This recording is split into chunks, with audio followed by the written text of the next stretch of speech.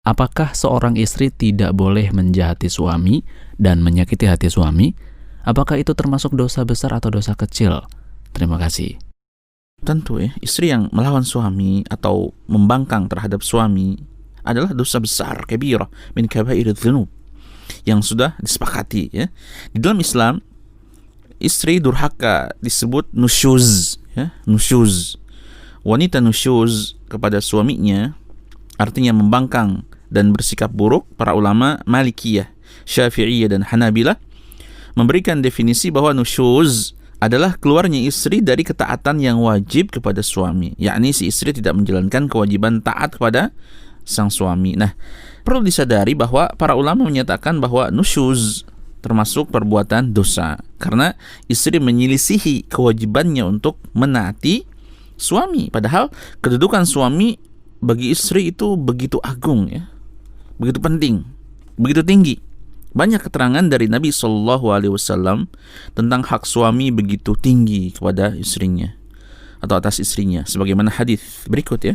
Lau kuntu amiran, seandainya aku boleh ya memerintahkan seorang, lau kuntu amiran ahadan an yasjuda li ahadin, untuk sujud kepada orang lain, la amartul mar'ata an tasjuda li zawjiha, maka tentu aku sudah memerintahkan para istri untuk sujud kepada suaminya. Hadis ini diriwayatkan oleh Al-Imam At-Tirmidzi. Bentuk-bentuk nusyuz sangat banyak jenisnya ya. Di antaranya adalah tidak bersyukur kepada suami, menyakiti suami, menolak ajakan suami untuk berhubungan, dan keluar rumah tanpa seizin sang suami. Bahkan para bidadari di surga pun berkomentar tentang istri yang durhaka. Mereka mencela istri yang durhaka tersebut sebagaimana yang disebutkan dalam hadis. La tu'zi imra'atun zawjaha fid dunya illa qalat zawjatuhu minal huril ain. Tidaklah seorang istri menyakiti suaminya di dunia melainkan istrinya dari kalangan bidadari ya akan berkata, la tu'zi qatalakillah fa innama huwa indaka dakhilun yushiku an yufariqaki ilaina. Janganlah engkau menyakitinya, semoga Allah musuhi kamu, dan sang suami hanyalah tamu di sisimu, hampir saja ia akan meninggalkanmu menuju kepada kami. Hadis ini diriwayatkan oleh Imam At-Tirmidzi dan Ibnu Majah. Selain itu, istri berkewajiban melayani suami sebatas kemampuannya, asal bukan dalam perkara maksiat, termasuk ketika suami mengajaknya ke tempat tidur ya. Jadi maka istri tidak boleh menolaknya.